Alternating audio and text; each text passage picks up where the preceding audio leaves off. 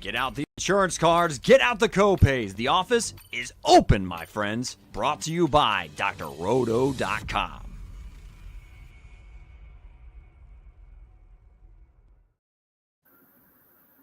Good evening, my friends. It is the static ghost of Johnny Danger here tonight, having some camera issues, but that's fine. We are live with any given entry. I'm here with my friend Justin of Just DFS. How are you, sir? I'm good, man. How are you? I'm doing all right. If it weren't for weak signal where I'm at, but other than that, we're doing pretty good. Justin, I'm not gonna lie. I had the worst DFS week of my life last week. It was bad. Remember how I said I like the late night hammer because I hate watching my name go down? This is true. Well, after the 1 o'clock games, I was in seventh out of 40th in our contest with 2 players to play, feeling like, all right, this is all right. And then all the key players in garbage time in the 4 o'clock games went off, and I watched my team go from 7th place to 40th out of 40, sir. Yeah, 40th out of 40. That's a large fall. There were some banger games in the afternoon that worked out for people, but I've noticed that you did play a lot of 4 p.m. people prior, so I did. You got burned this week, or last week, I should say. That's true. I did get burned. How did you do last week? I did pretty good, actually. Obviously we missed the show because you had some things going on. I was actually out of town from Thursday to Monday, so I did very little to no research until Saturday night, and I crammed it all in at the place we were staying, and I had to drive 3 hours back home on Sunday. Got home, like 45 minutes before lock. Crammed it in there, didn't have time to tinker or change things, and ended up scoring, a couple dozen points shy of 200. So it was a pretty good week. I hate that we missed the content, that we missed our lineup. In hindsight, I would just tell everybody that we would have won y'all a ton of money last week had we been able to do the show, but wasn't the case. That's right. I like it. Do you have a share screen button, or do you want to send me? I think you put it in the Discord, didn't you? It is, yeah. You should be able to pull it up. If you can't, I can certainly try to use the platform to share. Oh, I think I got it under control. I just got to load Discord again. Week 6. This is an interesting field. While I try to get this loaded up, which apparently it's not going to let me load it up. So, let's see. Yeah, I would certainly agree that it is interesting. I don't know why Discord won't load for me. Sorry, this is terrible radio. No problem. But Discord is refusing to open on my laptop right now. So let's see what this happens. Aha! We got it. We got it, sir.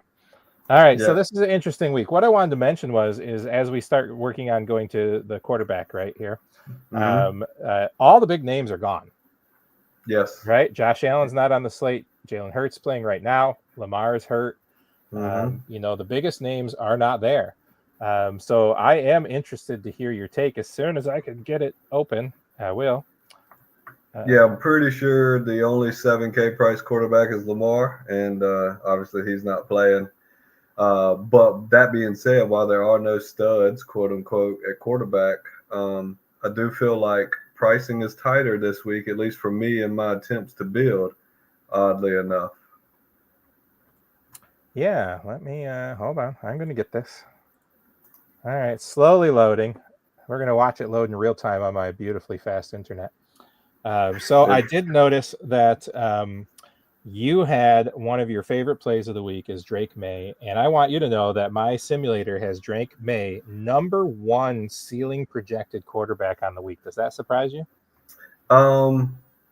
Ceiling, I would say so. I mean, he's obviously been doing well and slinging it, but there are some guys on the slate. Maybe there's weather and stuff that kind of factor in, but who have a bigger arm, better weapons, so forth and so on. But May has been balling, and there's no doubt about that.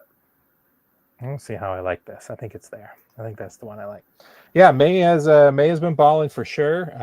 New Orleans defense hasn't been great.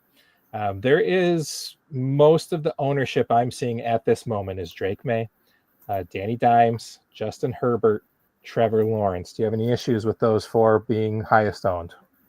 Drake May, I definitely don't. Daniel Jones, I have a hate relationship with him. Obviously, didn't expect much coming into the year. He balled out. I think it was week 3. I thought he was coming back to earth, and he did not. He continued to sling it and score well. And then I was like, all right, fine. I guess he's, quote unquote, here to stay. And then he had some semblance of what I expected him to be. But yeah, I mean, ownership use.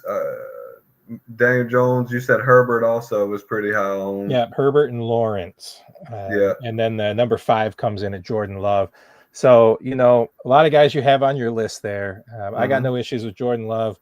My only issue with Jordan Love is I feel like this could be a game that, our buddy Jacobs rips off 2 to 3 touchdowns. Yeah, I'm pretty sure they are pretty big favorites.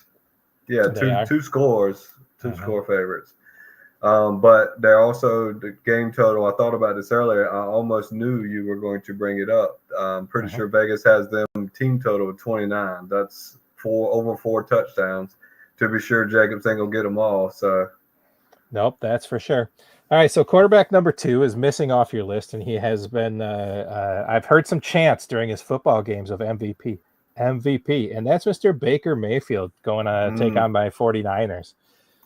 He's number 2 on my ceiling list this week. He's not on your list. Let me go see if I can scroll. I think he's, missing some weapons, quote unquote. We'll have to see how that shakes out doing this on Thursday. We're not real sure who's going to be catching the ball. Bucky's still questionable. Pretty sure Rachaad White's starting, but none of that solidified with still some practices to go. And they're playing my Niners, which is a cardinal sin for me to play somebody against them. So he's, middle of the pack according to my metrics, I would say. But I love his fire and the way he plays football. So I wouldn't count him out or discount him, I'd say. All right, Trevor, I'm going to catch you up. Welcome in, Trust and Trevor from drroto.com. We're glad to have you here. I thought I would just check it out. I like it. So we were just getting into quarterbacks. I had some internet issues. We've had terrible radio. We're going to try to smooth it out here. So, he's got Jordan Love. He's got Drake May, Trevor Lawrence, Bryce Young. He always lists them in rank of their salary, not necessarily his preference. We talked a little bit about that. I think you and I talked a lot about Josh Jacobs running all over the place. And that's my only, hesitancy in Love is maybe it's just a full-blown Jacobs game. And we hadn't got to Bryce Young yet, and I know you have some strong feelings on Carolina, Trevor. So what do you think of these 4 guys? Yeah, that's the only thing I worry about with Love would be the Josh Jacobs factor. But hey, if they want to throw the football, they can do that too. They can score in many ways on Cincinnati. I mean, they can throw it, they can run it, they can score 5 touchdowns in the game. And if he throws one to Jacobs, that's even a bigger bonus. I told Doc last night I like Drake May. They're starting to play a lot better football, and it's a good matchup against the Saints. So Lawrence is cheap, and Bryce Young is really cheap against a bad Cowboys defense. So sorry if I may. Yeah, you're talking about Love and Cincinnati and the quarterback change that's occurring there. You don't think that there's no crazy way that Cincinnati puts up a fight, I guess you'd say, and maybe changes the game script or the narrative? Obviously, Vegas makes tons of money and builds their buildings in gold, but I think it's kind of a lateral move at quarterback because he can't move, and Green Bay is very fast with their linebackers. They're gonna be blitzing. So, but that's all you need. You need Cincinnati to get that ball first and find a way to score a touchdown and put it 7-0 Cincinnati. And then you're really in business with the Love play because they'll still run the ball, but they're going to score in many ways. I can't imagine Green Bay doesn't score 30-plus points in this game. Yeah. What I get worried about, guys, is that the Green Bay's defense is just awesome. Jacobs controls the ball. They don't have to score. I actually disagree with you, Trevor. I don't think it's a lateral move to Flacco. I think it's a downgrade. The only chance that he's got is if he proves that he can get rid of the ball in a very, very quick time and not suffer from how bad of a line it is, which is possible. They do have talented receivers, and Chase Brown's talented. I mean, they've got a great talent around him. But yeah, I'm not on it at all. So Well, can I tell you on my simulator, the only positive leverage for quarterback in like the top 15 is Tua, according to the simulator. And I assume that means leverage over the field and obviously their potential. This is right now saying he's going to be about 1% owned and not even looked at. And so they're talking about price per salary per ownership kind of thing as the leverage score, right? no, I'm not looking at him. I'm not looking at him at all. I just thought it was interesting. Yeah. I tell you who I really like a lot, and it's Mac Jones. I mean, this dude is racking up wins for the 49ers. He's not making mistakes. Probably gets Jennings back this week. Tonjes, man, dude's scoring 10 to 13 points a week. Can he keep that up, Justin? Yeah, I think so. I mean, the system, obviously, I'm not comparing him to Kittle, but the system allowed Kittle to do well. And there's been a couple of times over the past few years where Kittle has missed time and insert Tongas tight end here, and they've got a touchdown, 0.6, 0.7 touchdowns a game over small stretches. So I certainly think he can definitely catch a touchdown, no problem, and pay off his salary and get the 12, 13, 14 points that we're seeing out of him. Mm-hmm. All right, who's missing from this list for you, Trevor? I know that you've had some love for Sam Darnold lately. Dak Prescott's been putting up decent numbers. Anybody on this list you like for our single entry style play? Yeah, I hate to say it too. It's Kyler Murray, and I really do not like playing him most of the time. But me and Doc talked about it last night. They're a 7-point dog, and if they fall behind, he's going to have to throw. The Colts, I mean, they look good against Geno Smith, but they do have a lot of secondary issues. They've had guys retire. They have injuries back there. Only problem is he only has, the one real go-to receiver, Marvin Harrison, but he's got McBride. He's going to have to run with his legs. I don't think they're going to run the football against the Colts. He's just a guy that I'm interested in his price, but he does have a toe injury, and he's not been practicing. So there's a chance he doesn't play, and it could be Jacoby Brissett. Jacoby Brissett would be at 4,200, and I would like Brissett maybe even more for the receivers than I do Murray. But Jones is up on my list a little bit too. The thing is, what we've seen about Jones and Murray is none of these guys have had to really play much second half football.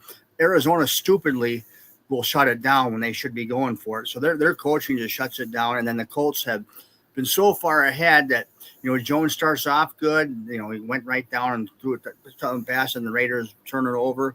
They just run the ball the whole second half. So if we could ever get these two to play 4 quarters of passing football, we might see a ceiling. But I think it'd be more off on the Arizona side this time. But other than that, I like the list. I don't like paying up for quarterbacks.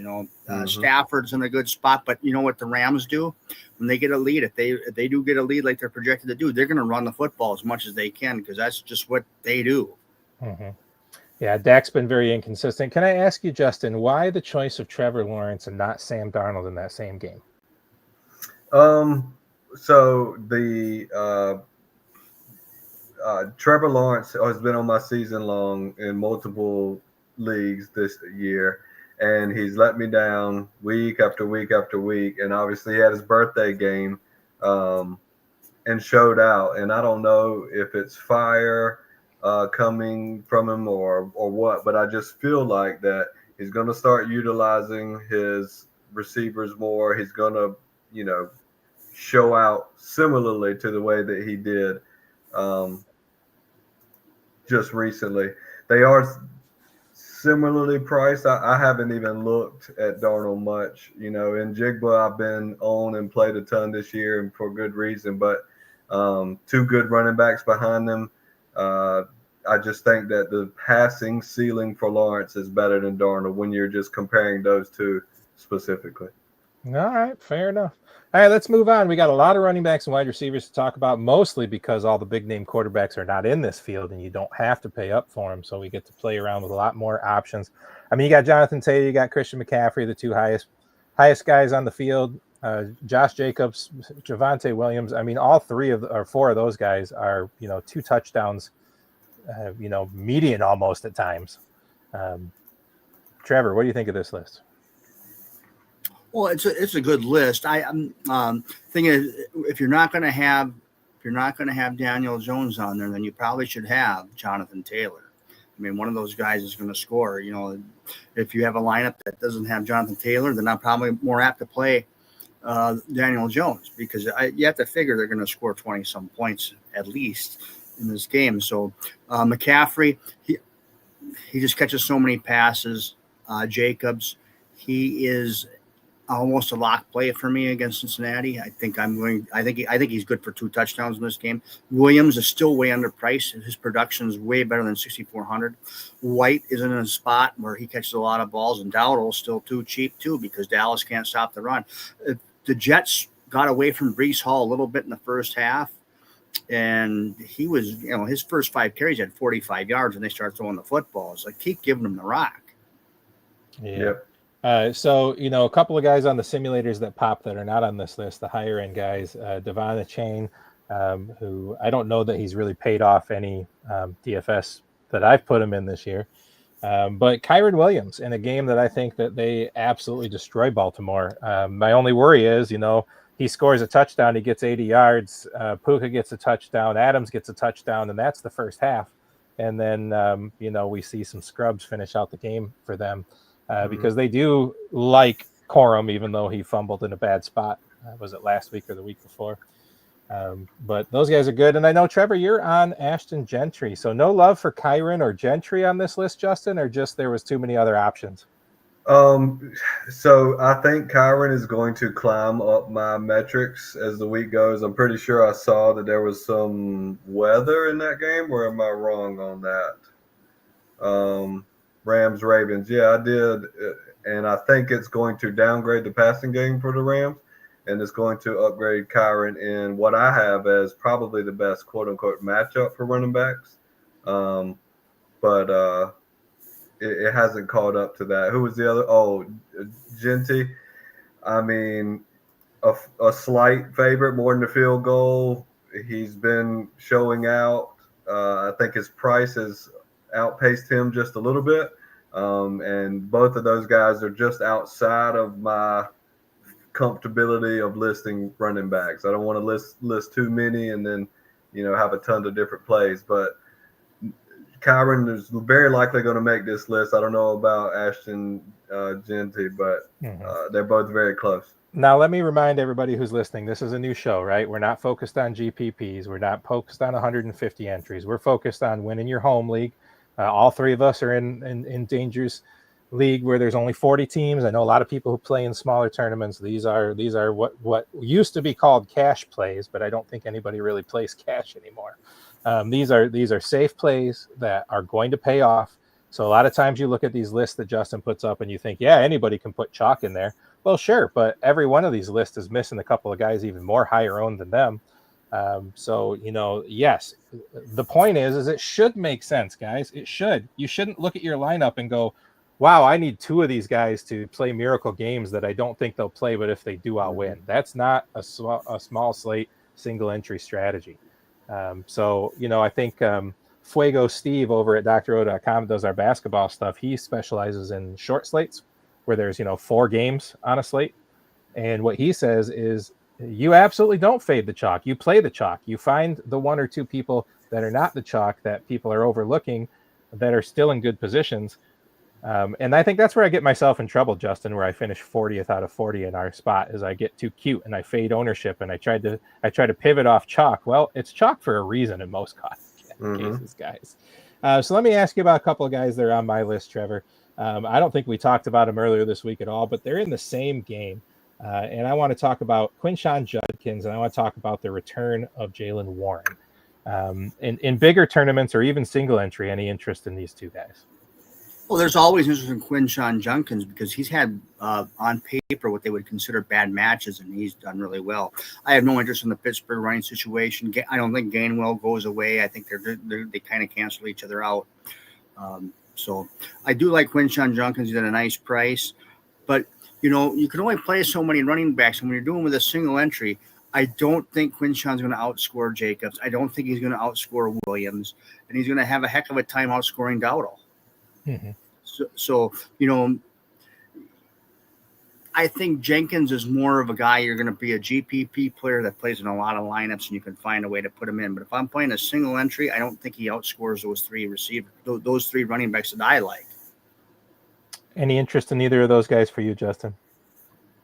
Honestly, they both are higher, but just slightly than the two you previously mentioned, Kyron and Jonte. But, Warren coming back, not a great matchup.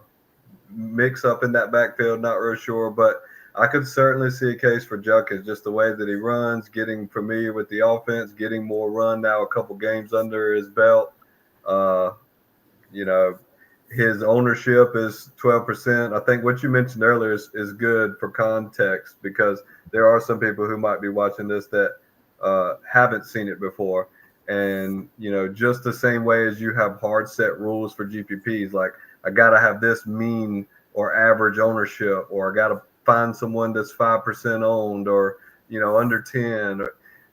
With this type of contest, single entry, somewhat high stakes if that's what you do, but just, smaller fields, you got to play and have those rules that may be opposite of GPPs, but it's important. And I try to stick to my rules pretty steadfast, and, it pays off for me more often than not. And I think we've mentioned this several times, playing the obvious play or the chalk play just gets a bad rep, especially because the way the field is sharpened and the amount of information and data that's available. The chalk is not as the chalk hits more often now than it has in years prior. And Trevor, there's a lot of touts out there that, their thing is we're going to win $1 million, right? And we talk about that a lot on our shows. And you have to have that guy that's 3% owned that goes off if you want to win $1 million. What was the millionaire maker this week? 260 points, Trevor? Something like that. It was up there. It was really high this week. What won our tournament this week? 190? I didn't finish first, so I didn't pay attention. Can't first or last. We do have a comment here.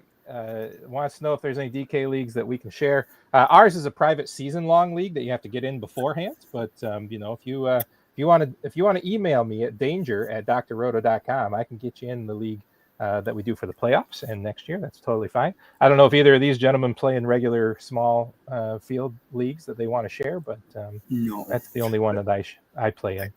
I just wanted to add one more thing to the chalk. I've won most of my tournaments that I've won. I've won some big tournaments. You've seen them, and they've had a lot of chalk in them. And the problem is if you're avoiding chalk every week, you're going to bust your bankroll eventually, because to hit on low percentage owned guys with the lineups like that, it's very hard to do. You'll be fine just finding that one guy that's lower owned that can really help you boost in the tournament. And when you have to play a defense, it really differentiates these lineups as well. So because the defenses and quarterbacks usually aren't that high owned. Even your highest owned guys on a regular main slate aren't that high at those two positions. So you're differentiating in other ways.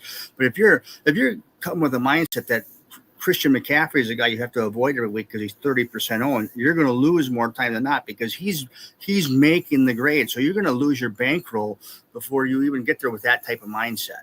And here's the deal, guys, is if I can make a lineup, right, where I can get Christian McCaffrey, Javonte Williams, and, say Josh Jacobs in a lineup, and I can still get a guy like Devontae Adams, and I can get Michael Pittman Jr., and I can do all of those, and I can play one punt play. If I can play one $2,500 tight end, or I can squeeze, a little blood out of a $2,800 defense to get there, that's fine. But in general, when I look at the single entry lineups, if I'm looking at it and I have to make up a scenario in my mind that's unlikely for a single player in that lineup to pay off, then I've got the wrong lineup and I got to start back over again.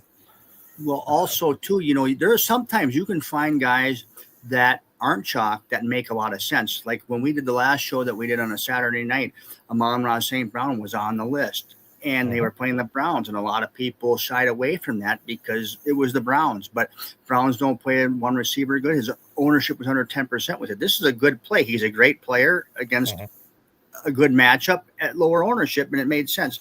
And that's where you can get off the chalk, but it has to make sense too. You have to make sense of it. All right, Yeah. let's talk about a few running backs, guys, before we move on to wide receivers. That I have ceiling plays that could hit you 20 to 24 points that are almost going to go unowned. And just give me a quick thought about it, okay? Derrick Henry. My first thought is I have him in season long. He's popped off the first couple weeks and then it's fell flat. Obviously, no Lamar.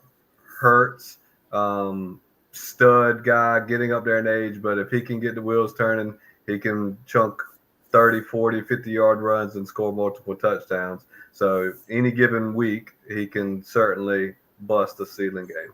And at $6,200. Trevor, any interest in Derrick Henry this week? Rams run defense is tough. It's tough. I'm without Lamar, no, because they can just jam that line of scrimmage. I did start him over Scatabo, which I'm kind of regretting now since Scatabo just scored a touchdown tonight. So I didn't realize that the Phillies defensive tackle would be out. But yeah, I don't really have a lot of interest in Henry, and he could kill you. I mean, I could see a world where he just bowls over people, but I'm just going to take that chance. Michael Carter, are we chasing points, or does he have any chance of doing it again? I think he can do okay, but I don't think he goes crazy. Obviously, DeMarcado was also in that game and missed 6 points by a couple of inches. So, who's to say what would have happened if he hadn't made that mistake? Would he have gotten more run than Michael Carter? So forth and so on. So I avoid splits when I can. And obviously it worked out if you played him last week, which I did in a few things. But I just think that it could have went very different if DeMarcado carries that ball into the end zone, don't hurt his team, and gets more run. Sure enough. How about 0.8% projected ownership, Chase Brown? I'll let you take that one, Trevor. He'd have to catch a lot of passes in that game. That's what would have to happen because Green Bay stops and run pretty well. The offensive line for the Bengals stinks. So he'd have to catch, 6-7 balls and find the end zone. So does he do it in garbage time? Do they pull him in garbage time? I don't know. He's just a guy, he's a GPP play, not a single entry play. Yeah. And I believe in young quarterbacks having a safety blanket in their tight end or in checkdowns to the running back, but I don't think Flacco's got that gene. Our friend here says can't play King Henry. Think he's going to get game scripted out of touches. Yep, I don't disagree with Henry being hard to play, but you said his price, and I've obviously seen it, but not looked at it. $6,200.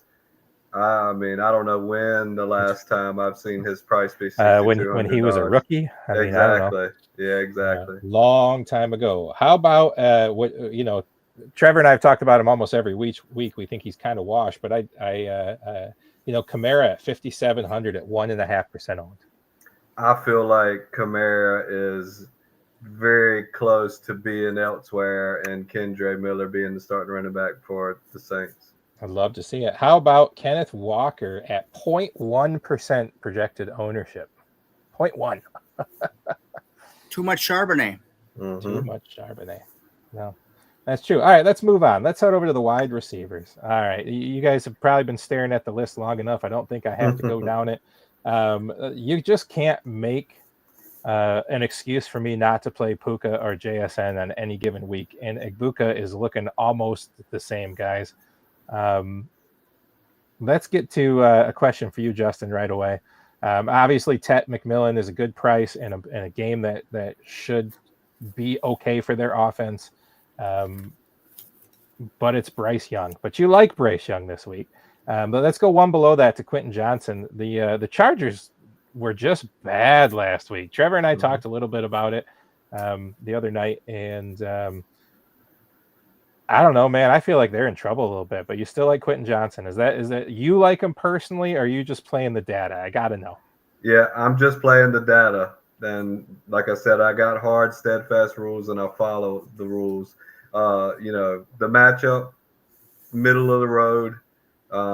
Obviously, Hampton going down don't help their offense, but it should, in theory, make more passing attempts, which should in theory help the receivers, but there's a few of them, and I think we talked about it 2 weeks ago, throwing the dart at which receiver it's going to be. lads starting to, finally come out. Quentin Johnson was the not shiny toy, but the squeaky wheel earlier in the season, the first few weeks. Keenan Allen's always there. It is tough, but I think he is the ceiling play out of that.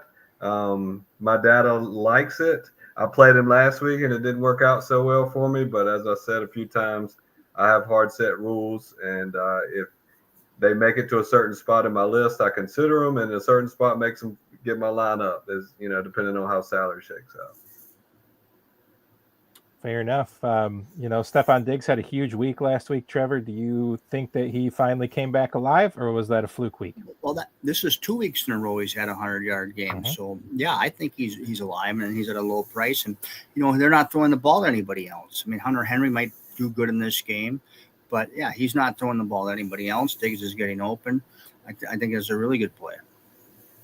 Yeah, I like him a lot. Olave, I mean, he hasn't put up huge fantasy numbers yet, but at $5,000 for a guy who's basically averaging 12 targets a game, you have to just keep putting him in, don't you?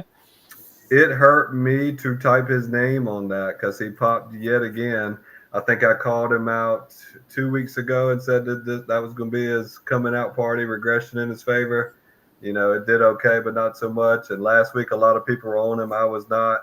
I just think that offense is not good enough to warrant me putting him in if I can avoid it. Yeah, I mean, there is truth to that, right, Justin? But the data for these kind of things is opportunity wins. Opportunity wins when you're building DFS lineups. And when you got a guy that's basically guaranteed 10, 11, 12 targets a week, it's hard to not put him in the list of consideration. Well, yeah. He's had 10 points or more in every game. He hasn't hit 20 points. You like him to get in that 20-point range.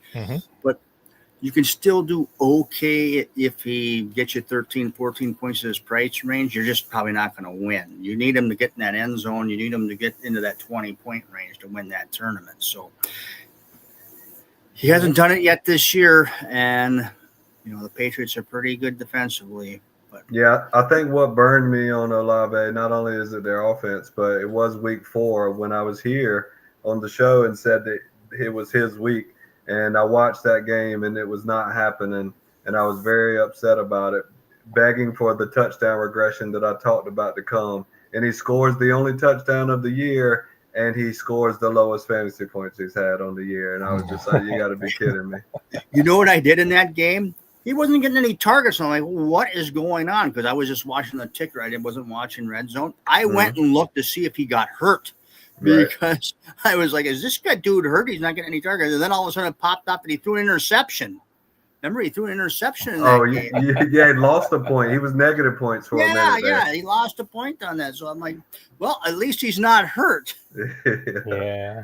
And then we'll move down to the bottom of your list here. I don't know if you know this, Justin, but Tristan Trevor is our local NFC North expert.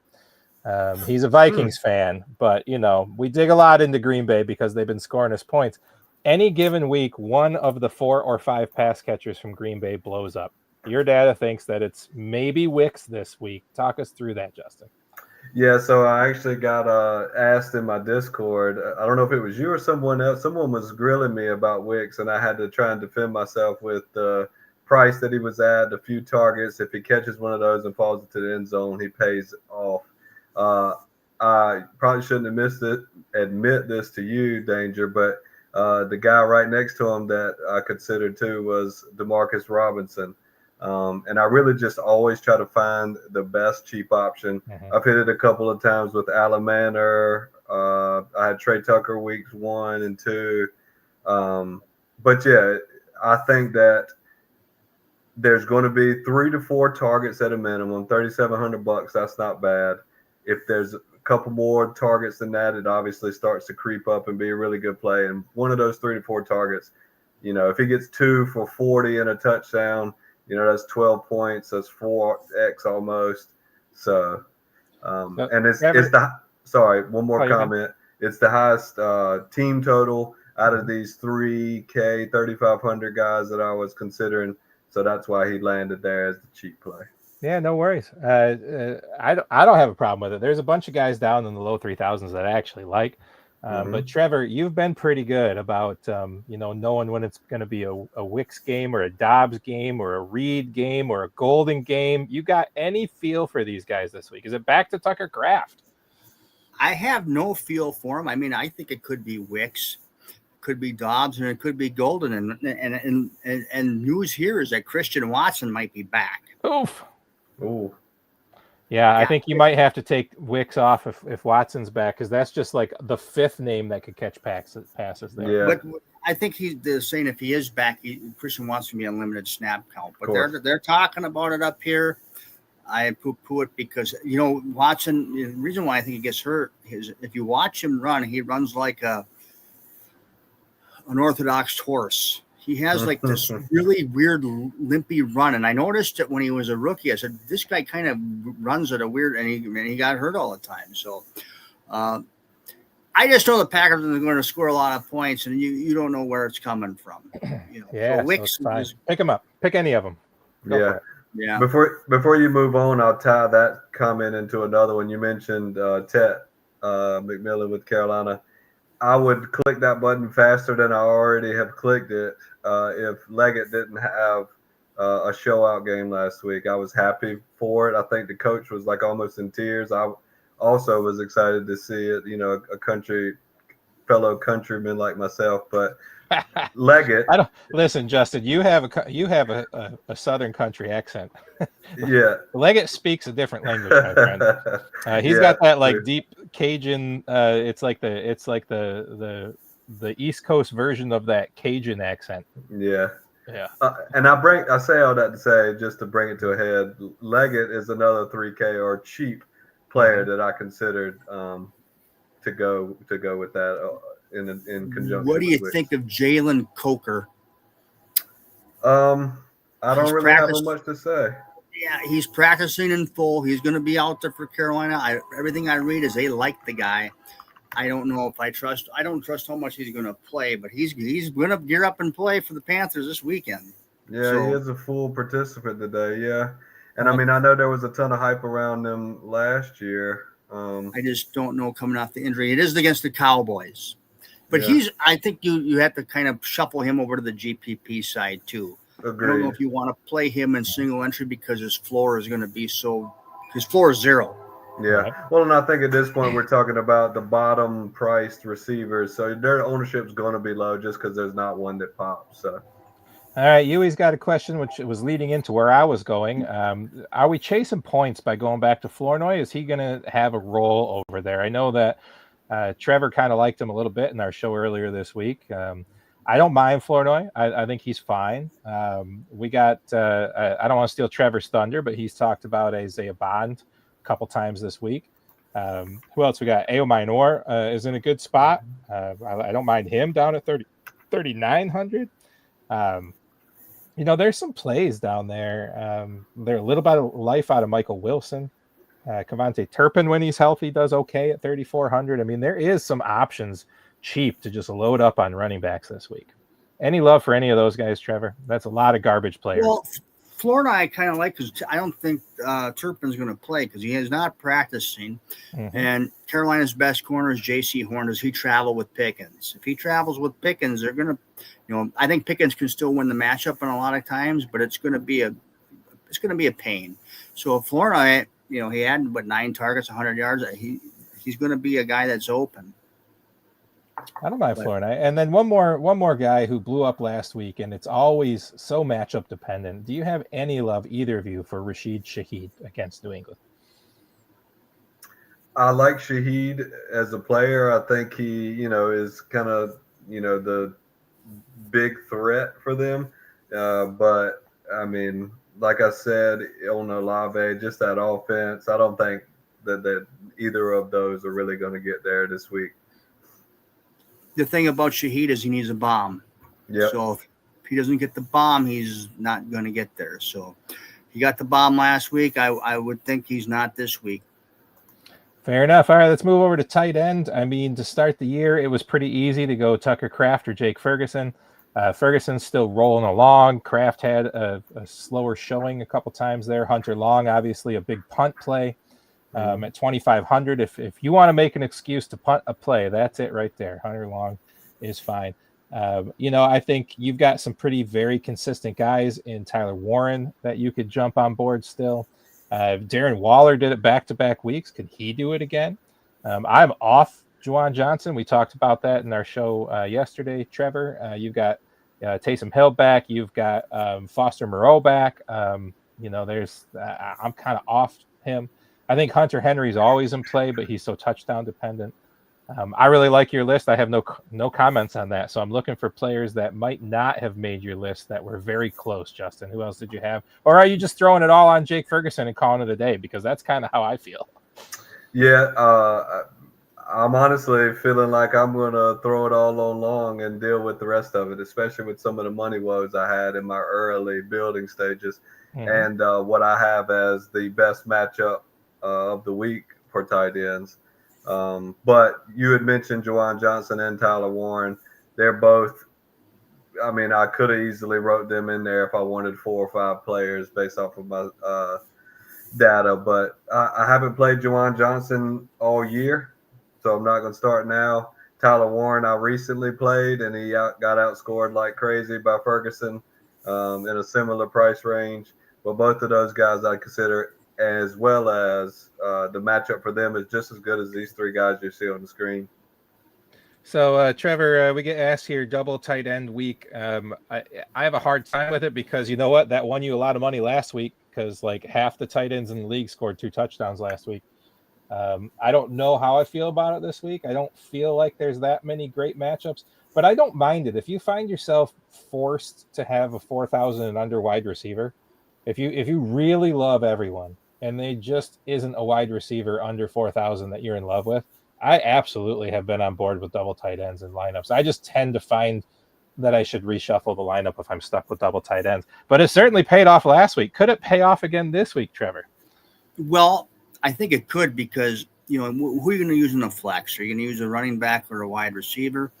I think if you found a different tight end to start a tight end, Ferguson at 5,300 is going to outscore a lot of those $5,000 tight end or wide receivers and backs at that price point because his floor is so low, but his ceiling is so high because he's getting all that volume. So if you're using, it doesn't really matter. You can use Ferguson as your tight end and use another guy as your flex. I can see Tucker Kraft having close to 100 yards this week. And I hate playing McBride because it's failed. But like I said, if Arizona, if you're gonna play Murray, if you're playing Murray, then you got to play McBride because you're feeling that Murray's playing 4 quarters. But yeah, I think you can always go double tight end because it doesn't. They were scoring a couple times. There's been a few weeks this year that the double tight end has worked. It hasn't just been last week. I don't know who it was that made that comment, but as hard as I was struggling hours ago when I was doing my initial research, that probably not a bad idea. Maybe I've done that 2 or 3 times in my life, played double tight ends, especially on main slates. But certainly I think it's in play for the reasons you said. It was a couple of weeks ago. My brother was asking me, arguing his point about always punting tight ends. And I didn't disagree because I've always paid up for tight end and it failed. So I choose to pay lower for tight ends. And he was like, well, how many tight ends you think are going to score 15 points? And I was like, yeah, you might be right, just a couple. And then I turn around and there's 7 of them who scored 15 plus. And I'm like, maybe the tides are turning. But yeah, that's a great comment. And I'll certainly look into it. That's a fact. Yeah, I don't mind it. I played a lot of tight end double lineups in my career. And it hasn't been great this year in my career. But last year I was very profitable and I played a lot of double tight ends. Great comment. All right. Yeah. Excellent comment. Guys, let's talk about defenses. I know you don't put them on your sheet. They're very random, but defensive have scored some points this year. Trevor and I were talking about how frustrating that is. Or maybe you were talking with Doc last night while I was listening, Trevor, about how frustrating it is that you have a great lineup and then Minnesota's defense puts up 25 points. And if you don't have them, you don't win any money. It was 30. Yeah. Calm down. No, just kidding. As a diehard Viking fan, I'm hoping my Viking defensive players get tackled at the 2, so it doesn't so that they don't put me behind in DFS if I'm not playing them, But defenses this week, it's always pretty tough. It's kind of a crapshoot. I kind of like Carolina in a way. Their defense is better than people think. I know it's against Dallas, but Dallas still is shorthanded. Now, everybody's talking about how bad Carolina is versus the run. Well, they've held some teams pretty low against the run too. Miami couldn't run against them last week. I mean, Dallas doesn't have this over-bruising offensive line, but they're cheap. They can allow you to get your players in. I kind of like the Raiders because they seem to play a little bit better at home, and they were all over the Bears last time, and Cam Ward can make mistakes. And what sucks is the best defense is the Packers. I think if you're going to pick a team that's going to sack the quarterback, have a chance to score, it's the Packers, but they're priced up, and it's hard to build your lineup. Fair enough. I'm looking at the simulators here and just looking at ceiling plays for the defenses, and my simulator as of 10 p.m. Eastern on Thursday night is saying Steelers and then Raiders, Patriots, Packers as the top four. And then it really likes the Titans and Dolphins at 2,400 and 2,200. Yep. I was going to mention, those. I cut out a little bit, but I heard Trevor mention Green Bay and the Raiders. I do think Green Bay is the best pay up. I think Raiders is a good mid-range at 3,200. And you're right. I saw the Dolphins play, and I looked into it a little bit. And you alluded to it earlier with talking about how bad the Chargers play, but I don't think I can go there, especially just $200 difference. I can play the Titans against the Raiders, who've looked pretty rough and given up a lot of points also. So I agree with that. What about our Niners, Justin? Can we sneak our Niners in there, or is Tampa Bay just too good of an offense? No, I definitely don't think that they are too good of an offense. I don't know that any offense is, except for, maybe a couple that aren't. High-powered offenses don't scare me. High-powered offenses that don't turn the ball over do. And Baker has the propensity to turn the ball over. So I think you could do it. It's not too scary. $2,500. I'm not sure. The Niners got great linebackers. I'm pretty sure Mustafa's coming back in the secondary. Mm-hmm. Obviously, Bosa's been gone a few weeks now, but I think they're gelling. So I do think that you can make a case for the Niners as well at 2,500. Yeah, I just put that comment up there by UE just to watch Trevor pull some hair out because he sat Scattaboo today. I'm watching on the side, and I saw him going. So I saw. Did you see the? I don't know if it was pregame or postgame. I just saw it on TV today. But they asked all the players on the Giants in the pregame today to do their best Scatabo impression. That's pretty funny. You should look that up on YouTube, everybody. I'll have to look it up because I don't watch any pregame anytime. It's pretty funny. They asked every player running off the field after their practice this morning, or maybe it was yesterday, I don't know. But they said, "Hey, give me your best Scatabo impression," and it was a pretty funny clip. So you should look that up. Yui says loves the Browns defense this week. Is he crazy? They're not crazy. They're a good defense. Yep. So they've been pretty strong this year. Had great showings against good teams as far as football performance. They haven't scored a ton of fantasy points as a defense, but as a football defense, I do think that they have potential. And listen, man, I mean, Aaron Rodgers has been all right this year, but the guy overestimates his own abilities in several games a year, and this could be one of them where he just tries to be a gunslinger of old and he just doesn't have it like he had, and he could throw 2 picks as much as the next guy can. So I think Cleveland's all right. I think they can get after him. He's not mobile. He can be sacked. He makes mental mistakes because he thinks he can do it all. I don't hate it, but they are the 4th lowest ranked DFS defense on my list for the week. Mm-hmm. Well, and I think one thing that you can take away from all this is I don't think there's very many weeks where there's 4 or 5 defenses from $2,200 to $2,500 that you can make a solid case for. So yeah, it's a spin the wheel. You know what? Put them on a wheel, spin it, play where it lands. How about that? Yeah, I mean, most often you can find one down there, but there's several, so that's actually different than other weeks. I love it. All right, guys, let's build us a show lineup and get out of here. What do you think? Sounds like a plan. All right. You like how we did it last time? Went back and forth taking picks? Fine by me. All right. Let me see if I can get my app to open. Again, I'm camping. I'm sorry. I'm running everything off my phone, off my phone internet. we lost. Did we have Olave in that lineup too? We did. We lost points on an Olave interception, and Aiden Mitchell flipped that ball at the goal line. Yeah, we had yeah. Mitchell in that lineup, and I think honestly, the contest I put that in for $12, I think I won 15 back. Yeah, but it could have been. We could have won double had our players not been idiots. Hey, Justin, we talked about this already this week with Trevor on a show, but are players ever going to stop dropping the damn ball a half a yard in before they cross the line? They do it in college like once a week. A team in college does it like once a week. That they're so amped up, so excited to get a touchdown marker beside their stat line, and they just lose all their brain power. They just lose it all. It just goes right out the window. All right, let me find a nice contest here. I got a $27 contest with 1,079 total entries. How about that? Yeah, is that one of the blind sides? That's a blind slide. Yep. Yeah. I'm gonna do the 1,000 entry one. Yep. All right, let's start with running back. Justin, who's your lock? Yeah, I feel like I'm not going to do a lock per se. I feel like I have went with an expensive guy to start it off. So I'm going to save a little bit of salary. Guy who's already told the opponents that they better watch out or look out or be ready or some type of foreshadowing. So put Rico Dowdle in there. Rico Dowdle, 230-something yards last week. Whoo, baby. Yeah, well, we don't need all that, but I think that it's going to be entertaining to watch at a cheap price and a good matchup. So. Revenge game, no Parsons. I mean, come on. Absolutely love it. Trevor, who you got? Well, I'm going Josh Jacobs. He's my favorite player on the slate, even though he is a Packer.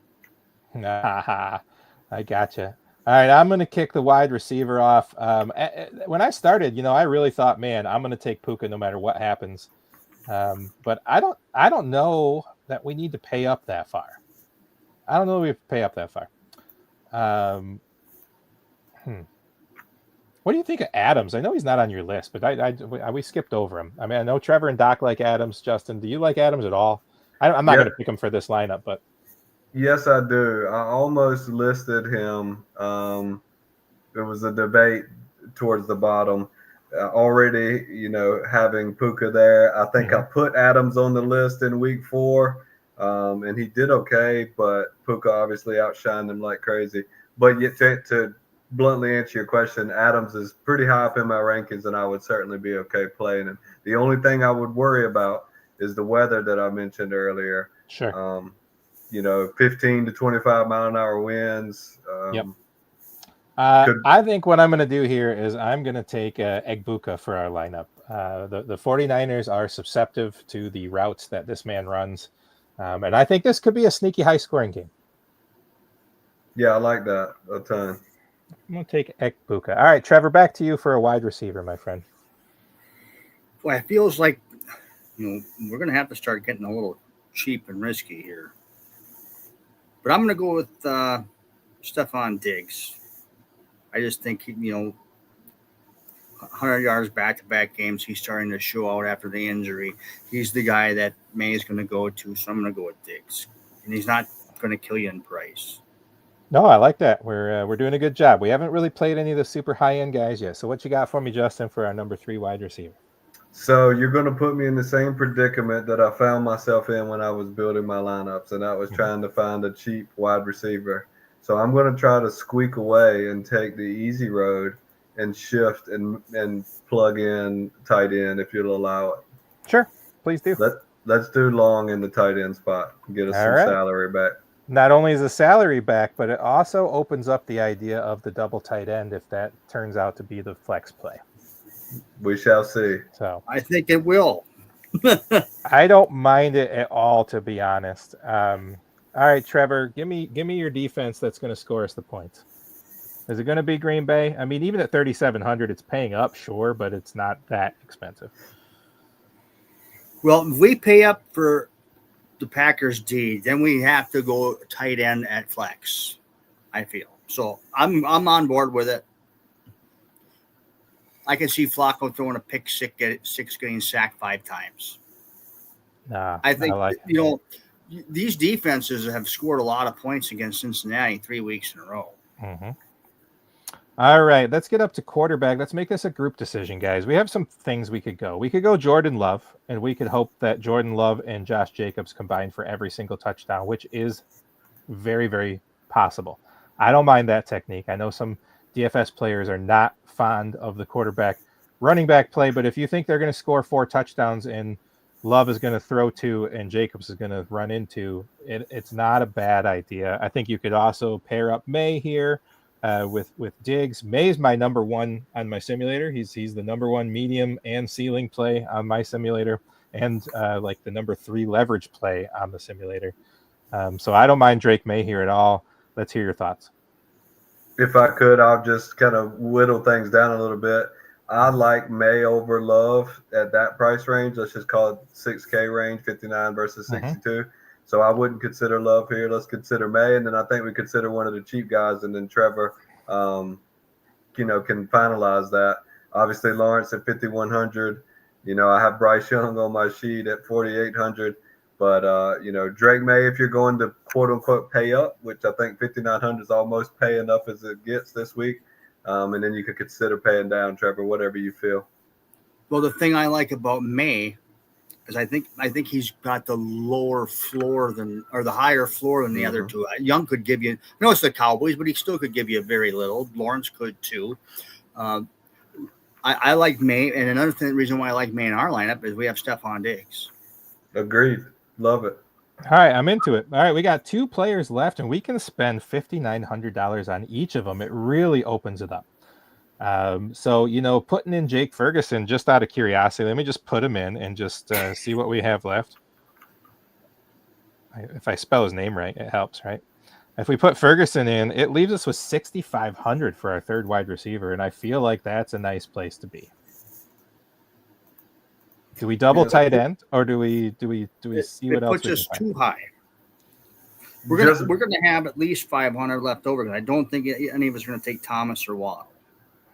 Yeah, I would agree with that. My eye immediately went to McMillan at 6K, which does leave $500 left.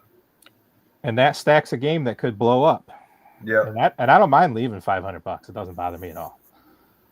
Yeah, I think 500 is pretty much the cusp of it, and also in these more single entry things, the salary, maxing it out. And I know there's a bunch of stats and metrics that say what you should and should not spend, but I'm not mad at that either. Trevor, I don't know your final thoughts on that. I'm just, what I do when I have 500 left over, I just go down each position list and I look and I see, would 500 get me off a player?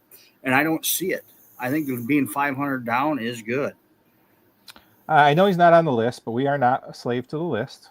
But Michael Pittman's been real good. I like him. If we could put Michael Pittman in a flex or the wide receiver and have 6,400 left for another wide receiver or a flex. Full disclosure, Pittman was my quandary that I landed on when I was trying to finalize my last wide receiver. So I certainly like that quite a bit. So if we take Ferguson off and just decide to punt tight end with Long, we have 6,400 left if we put in Pittman for our flex, which means we can get Javonte Williams. We can get Kyron Williams. Honestly, I mean, Kyron Williams with the weather in a good matchup does boost up. I know it goes against my sheet, so I can't be the deciding factor to play that. I love Kyron Williams this week, personally. Do you like Kyron Williams over Dowdle? I do. I don't think so.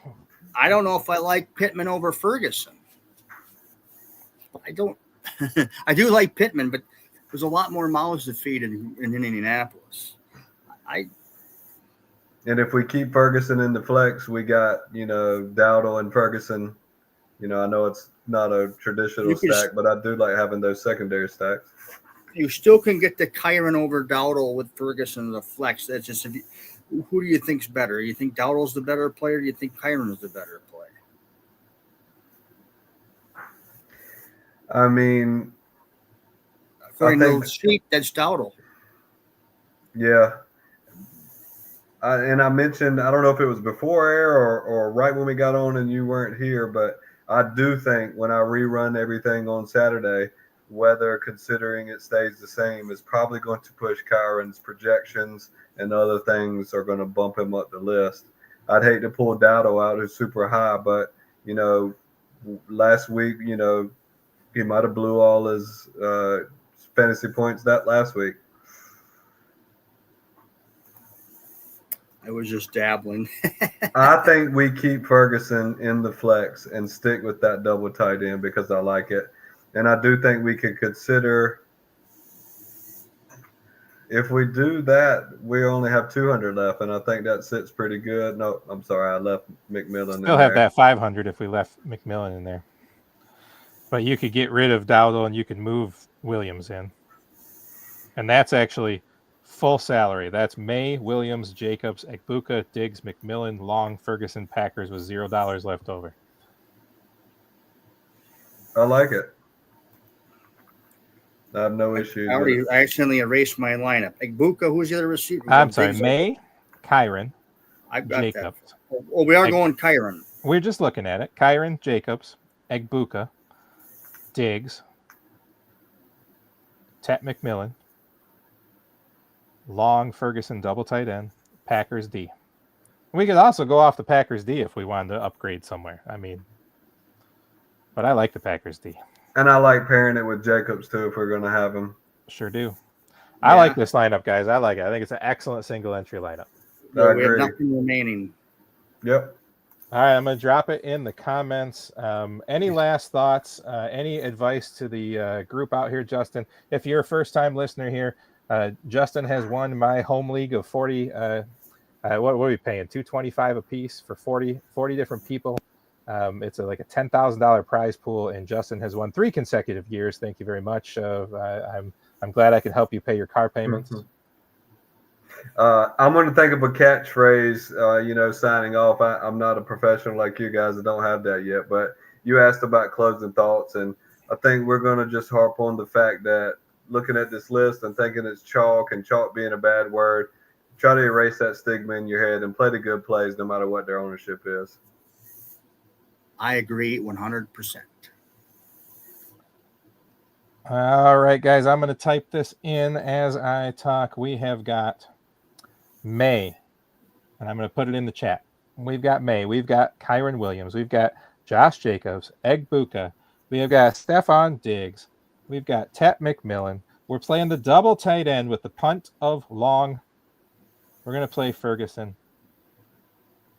And we're going to round it out with the Packers. I hope this lineup wins everyone money. Stay out of the lineup that I'm in, please. Don't split money with me. I'm going to be upset with y'all if you split money with me. You can split money with me. I'll be all right with it. And then before we get out of here, let's catch up on some comments because we were too busy here. We got a super fan, so we just got to let him do it, right? We got to let him go. Don't mention AD Mitchell. Would have won a tournament with his stupid drop TV. Yeah. He likes tried. JSN. Me too, buddy. Definitely. He likes Mac Jones. You're probably going to see Mac Jones in our family lineup this week against you 3 guys. Just letting you know. He likes CMC. You're probably also going to see CMC. He likes. What I found this week is paying way up for the running back. It really makes it really tough to make the lineup that I want to build. Now, if I'm playing CMC, I'm going to have to make more risks in my lineup because you just seen that we just put a low end tight end at 2,500, and we would have had a heck of a time getting up to CMC with the lineup that we like. Yeah. So you'd have to pay down at a couple other positions where we even were. So that might just be too much pay down for me. Do you want to get rid of Ekbuka and go pay down for like Pittman, and maybe you can get up to CMC. All right, you want to hear the lineup? So every time I put this lineup, when do I start this contest, guys? It's Monday afternoon, usually Tuesday morning, so everybody can throw a lineup in. So I always throw one in because you never know what happens with life. And man, do I hate when people don't put a lineup in the contest. Do you want to hear it? Are you ready for it? This is what I put in there to hold: Mac Jones, Josh Jacobs, Kyron Williams, Michael Pittman, Chris Olave, Isaiah Bond, Jake Ferguson, Christian McCaffrey, Browns defense. I like it. One comment on the comment that was made about not having Puka or CMC. I'm going to say on record that Puka is going to have his lowest fantasy output of the year by a decent amount. The weather, I think, is going to turn that off. So I think you can get away not playing Puka. CMC, Niners have 0 rushing touchdowns. That's going to change. So I would argue for McCaffrey over Puka. I think you can leave Puka out, but CMC can stuff in there if you want to pay up somewhere. Isn't it crazy that CMC has 24.8 points per game and has not scored a rushing touchdown? He's that good. And when he starts scoring rushing touchdowns, he's going to break the slates. Yeah. I'm just waiting for it. That's why, when I play GPP, he's going to make my lineups in GPP. It's just a single entries. It's just so hard to do. And if he beats me, he beats me. He's going to have to score 30-plus points to beat me, I feel, with the lineup that we made. That way, the process of what we're building, he's going to have to score 30-plus points to beat us. Because if Jacobs doesn't score 20-plus points, I'm going to be absolutely shocked, and maybe I'll just quit doing this. Trevor, this is like the 4th show I've done with you this week, and it's Thursday, so I have a hard time believing you. Yeah, I'm full of shit. Oh. All good, my friends. I really appreciate it. I hope you're enjoying this brand new show. We got a lot of love on Twitter for the first 2 that we did, Justin, and I hope that it continues. Generally speaking, this show will be either Friday nights or Saturday nights and not Thursdays. But, Justin and I both have children of difficult ages for our schedules. And Trevor, has a nighttime job and a very needy dog named Sasha. So sometimes schedules get mixed up. But all right, for Trust in Trevor, for Justin from Just DFS, and of course myself, Johnny Danger, and the gang over at drroto.com. This has been Any Given Entry. This is Thursday night. We got Friday Night Lights tomorrow with Doc and Willie and the Great Swame. Saturday, you got to catch Doc on his morning show on Sirius XM. When is that, Trevor? Is that 7 a.m. to 10 a.m. Eastern? Yes. And then, of course, if you are a Dr. Roto member, and if you're not, you should be, you can get 10% off right now at using promo code WIN. You can get in on our members-only Discord where Doc and I, and sometimes Trevor, and sometimes Lou, answer all of your start shit questions from 10:30 a.m. to noon Eastern every single week. We got you. All right, everybody. As Doc says, put away the insurance cards. The office is closed. Thanks for stopping by the office. Get your fantasy prescription by subscribing to the channel and checking out drroto.com. And until the next visit, be well and take care.